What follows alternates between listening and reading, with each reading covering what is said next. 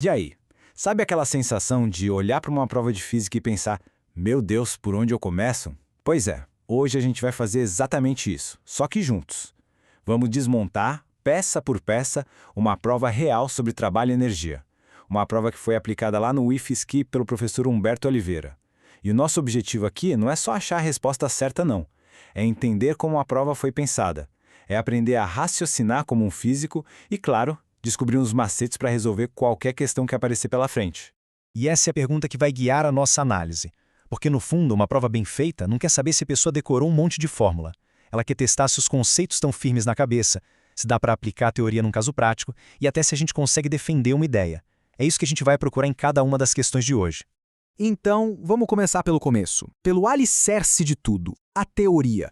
Antes de sair fazendo conta, a prova quer ter certeza de uma coisa. Os conceitos fundamentais estão bem entendidos? Bora descobrir?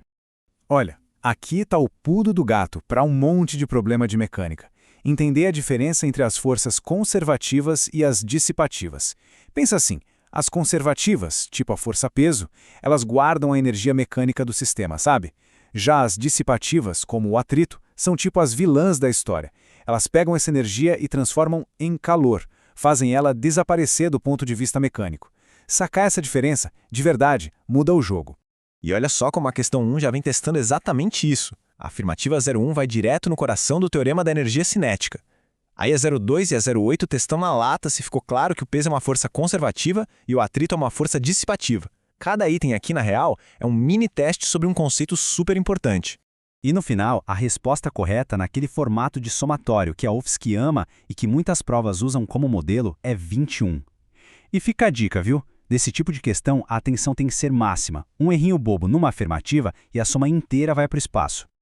Agora, se liga nessa sacada genial que está na afirmativa 16 da questão 3. Isso aqui mostra que a relação entre a velocidade e a energia cinética não é nada óbvia. Como a velocidade está ao quadrado na fórmula, o impacto que ela causa é muito, mas muito maior do que a gente imagina. Se a velocidade dobra, a energia quadruplica. E se triplica, como está aí, a energia simplesmente explode. Ela vai parar lá em 9 vezes o valor original. Estão percebendo o padrão? A questão 3 é toda sobre conservação de energia. A afirmativa 01 é a definição pura e simples do que é isso. A 02 já traz o exemplo clássico que todo mundo estuda, do sistema massa-mola, e a 04 está ali só para lembrar a gente quem é o vilão que quebra a conservação. O atrito, claro, sempre ele. O resultado dessa aqui dá 19. E pronto! Com isso, a parte teórica da prova está coberta. Mas, de que adianta saber toda a teoria se a gente não souber aplicar na prática, né? Chegou a hora de ver como esses conceitos todos ganham vida através dos números. Bom, agora é hora de pôr a mão na massa. A gente sai da teoria pura e entra de cabeça nos problemas que pedem cálculo. É aqui que os conceitos se transformam em resultados de verdade.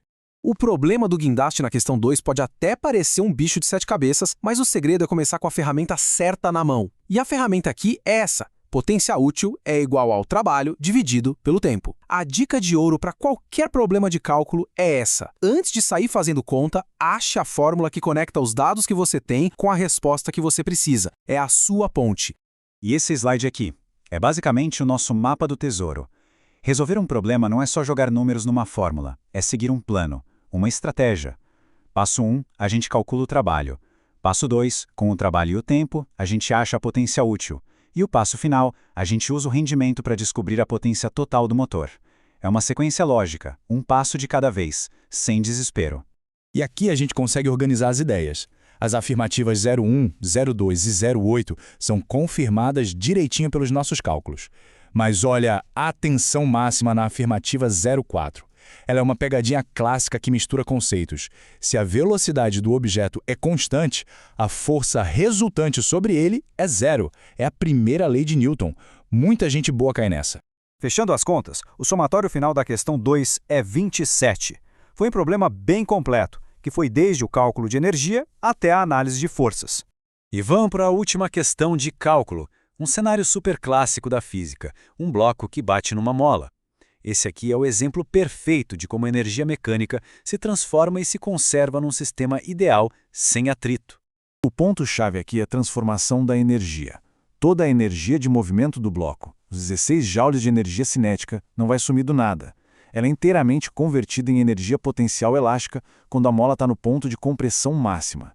E se a gente sabe disso, o resto é consequência. Daí a gente consegue calcular a compressão de 0,4 metros e depois a força máxima de 80 newtons. E de novo, o somatório dá 27. Com isso, a gente encerra os problemas de múltipla escolha. Mas a avaliação ainda não acabou. Falta o maior de todos os desafios. E agora sim a gente chega na questão que separa quem é bom de quem é excelente, a questão dissertativa. Aqui, não adianta só ter a fórmula na ponta da língua. A prova quer ver se a pessoa sabe pensar, se sabe argumentar, se consegue explicar um conceito com as próprias palavras. É o verdadeiro teste de fogo para ver se o entendimento é profundo.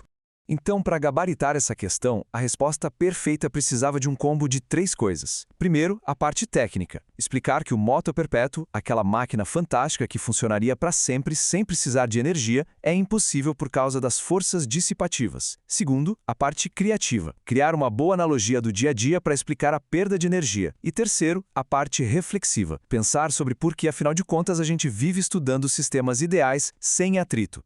E essa analogia da bola de basquete, gente, ela é simplesmente perfeita. É uma imagem que todo mundo conhece, é do cotidiano, e ela torna o conceito abstrato de dissipação de energia uma coisa totalmente palpável. A energia não sumiu, ela só se transformou em som, em calor, e é por isso que a bola nunca volta para a mesma altura de onde caiu. Ok, então nós passamos pela teoria, pelos cálculos e pela argumentação. A gente desmontou a prova inteira. A grande pergunta agora é: o que a gente leva de tudo isso? Quais são as lições que não servem só para essa prova, mas para encarar a física de agora em diante?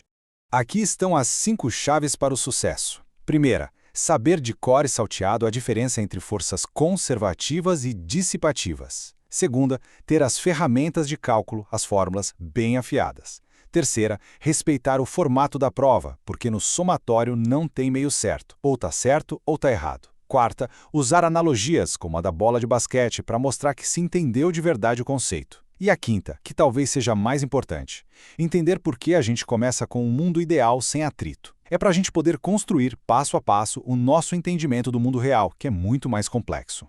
No fim das contas, uma prova como essa mostra pra gente que a física é um grande quebra-cabeça super lógico.